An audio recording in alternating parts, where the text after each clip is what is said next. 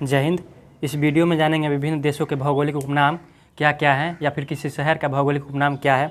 तो पहला प्रश्न है कि विश्व की जन्नत किस देश को कहा जाता है। पहला प्रश्न क्या है, विश्व की जन्नत किस देश को कहा जाता है। तो विश्व की जन्नत कहा जाता है पेरिस को। किसे? पेरिस को कहा जाता है। पेरिस कहाँ पड़ता है? फ्रांस में। फ्रांस की राजधानी है पेरिस।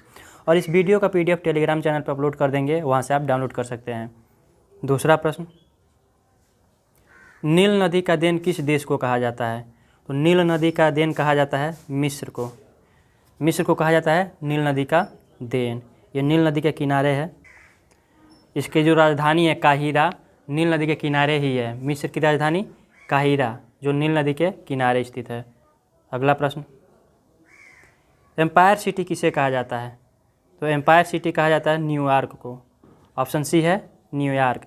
एम्पायर सिटी न्यूयॉर्क को कहा जाता है।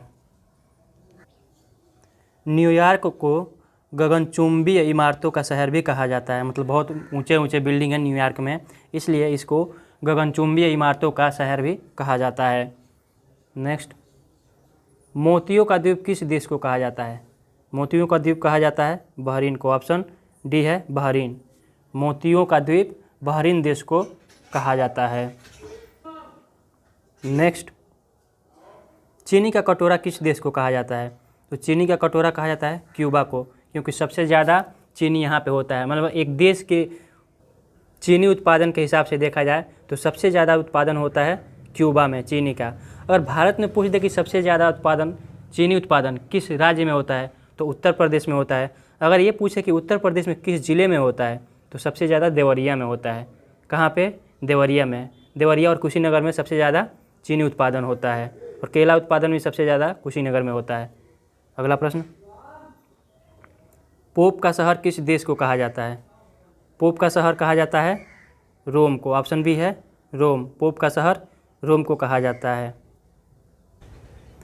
पोप का शहर इसलिए कहा जाता है क्योंकि यहाँ बहुत ज़्यादा ही चर्च है। जो गिरजाघर है सबसे ज़्यादा यहीं पे है, रोम में। अगला प्रश्न, कंगारुओं का देश किसे कहा जाता है। कंगारुओं का देश कहा जाता है ऑस्ट्रेलिया को। ऑप्शन सी है ऑस्ट्रेलिया। कंगारुओं का देश कहा जाता है। ऑस्ट्रेलिया एक महाद्वीप भी है। जो सबसे छोटा महाद्वीप क्या है? ऑस्ट्रेलिया। और सबसे बड़ा एशिया है। ऑस्ट्रेलिया एक महाद्वीप भी है और एक देश के नाम से भी जाना जाता है। नेक्स्ट,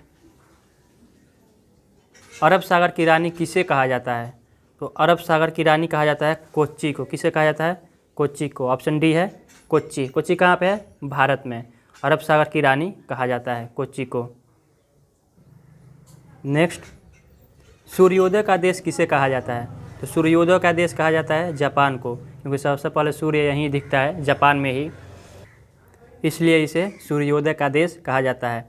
सब भारत में सबसे पहले कहाँ पे सूर्य दिखाई देता होगा। तो अरुणाचल प्रदेश में। सबसे पहले कहाँ दिखाई देगा सूर्य? अरुणाचल प्रदेश में। और सबसे बाद में कहाँ दिखाई देगा? कच्छ जिला जो है गुजरात का, उधर दिखाई देगा सबसे बाद में। अगला प्रश्न, लैंड ऑफ थंडरबोल्ट किस देश को कहा जाता है।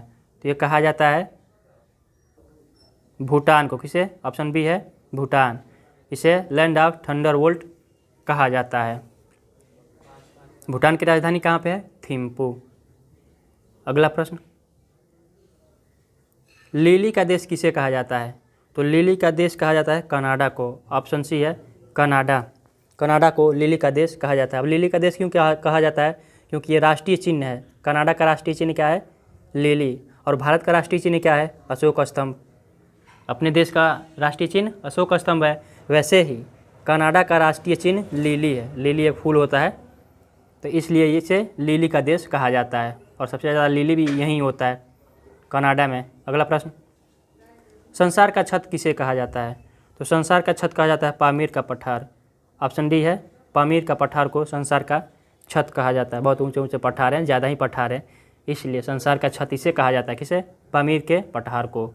अगला प्रश्न, अंध महाद्वीप किसे कहा जाता है। तो अंध महाद्वीप कहा जाता है अफ्रीका को। ऑप्शन ए है अफ्रीका। इसे अंध महाद्वीप कहा जाता है। वह अंध महाद्वीप क्यों कहा जाता है? क्योंकि ये सांस्कृतिक रूप से या फिर शैक्षिक रूप से या फिर आर्थिक रूप से तीनों में सबसे पिछड़ा हुआ है। सांस्कृतिक, शैक्षिक और आर्थिक तीनों में सबसे पिछड़ा हुआ ये महाद्वीप है, इसलिए इसे अंध महाद्वीप कहा जाता है। अगला प्रश्न, भारत का बगीचा किस शहर को कहा जाता है? तो भारत का बगीचा कहा जाता है बंगलुरु को। ऑप्शन बी है बंगलुरु, भारत का बगीचा कहा जाता है। और भारत का इलेक्ट्रॉनिक सिटी भी कहा जाता है बंगलुरु को। अगला प्रश्न, श्वेत शहर किसे कहा जाता है? श्वेत का शहर कहा जाता है बेलग्रेड को। ऑप्शन सी है बेलग्रेड, श्वेत शहर इसे ही कहा जाता है। अगला प्रश्न, भारत का मसालों का बगीचा किसे कहा जाता है? तो भारत का मसालों का बगीचा केरल को कहा जाता है। किसे कहा जाता है? ऑप्शन डी है केरल, इसे भारत का मसालों का बगीचा कहा जाता है क्योंकि यहाँ पे सबसे ज़्यादा मसाले होते हैं। भारत का मसालों का बगीचा केरल है। और ये केरल राज्य भारत का सबसे शिक्षित राज्य है। सबसे शिक्षित राज्य कौन सा है? भारत। और सबसे कम शिक्षा किस प्रदेश में है? तो बिहार में। सबसे कम शिक्षित व्यक्ति बिहार में है और सबसे ज़्यादा शिक्षित व्यक्ति केरल में है। अगला प्रश्न, एशिया का पेरिस किस देश को कहा जाता है? तो एशिया का पेरिस कहा जाता है थाईलैंड को। ऑप्शन ए है थाईलैंड, एशिया का पेरिस थाईलैंड को कहा जाता है। थाईलैंड में ही सफ़ेद हाथी पाई जाती है। ये भी पूछ लेता है कि सफ़ेद हाथी का देश किसे कहा जाता है? तो थाईलैंड को कहा जाता है। यहाँ पे सफ़ेद हाथी पाई जाती हैं। अगला प्रश्न, स्मारकों की नगरी किसे कहा जाता है? तो स्मारकों की नगरी कहा जाता है वियना को। किसे कहा जाता है? वियना को। ऑस्ट्रिया की राजधानी है वियना, स्मारकों की नगरी कहा जाता है। यहाँ बहुत सारे पुराने पुराने स्मारक हैं, इसलिए इसे स्मारकों का नगरी कहा जाता है। नेक्स्ट, पवन चक्कियों की भूमि किस देश को कहा जाता है? तो पवन चक्कियों की भूमि कहा जाता है नीदरलैंड को। ऑप्शन सी है नीदरलैंड, इसे पवन चक्कियों का भूमि कहा जाता है। पवन चक्की से ऊर्जा उत्पन्न होता है, जैसे बिजली है वही पवन चक्की से भी, सोलर से भी ऊर्जा निकलता है, उत्पन्न होता है, मतलब उसका उपयोग किया जाता है सोलर का बिजली के रूप में, बिजली उत्पन्न करने के रूप में। बाकी तो यूरेनियम भी है, जल से भी होता है बिजली का उत्पादन, तो पवन चक्की से भी होता है। पवन चक्की में ये है कि अगर मौसम सही ना रहे, अगर हवा नहीं चलेगा ज़्यादा तब तो नहीं हो पाएगा। और सोलर में क्या है, अगर धूप नहीं रहा तो ज़्यादा बिजली उत्पादन नहीं हो पाएगा। ये थोड़ा कमियां हैं इसमें। तो पवन चक्कियों की भूमि किस देश को कहा जाता है? नीदरलैंड को। अगला प्रश्न, हिंद महासागर की मोती या पूर्व का मोती किस देश को कहा जाता है? तो इसे कहा जाता है श्रीलंका को। हिंद महासागर की मोती या पूर्व की मोती कहा जाता है श्रीलंका को। इस वीडियो का PDF टेलीग्राम पर अपलोड कर देंगे, वहाँ से डाउनलोड कर लीजिएगा।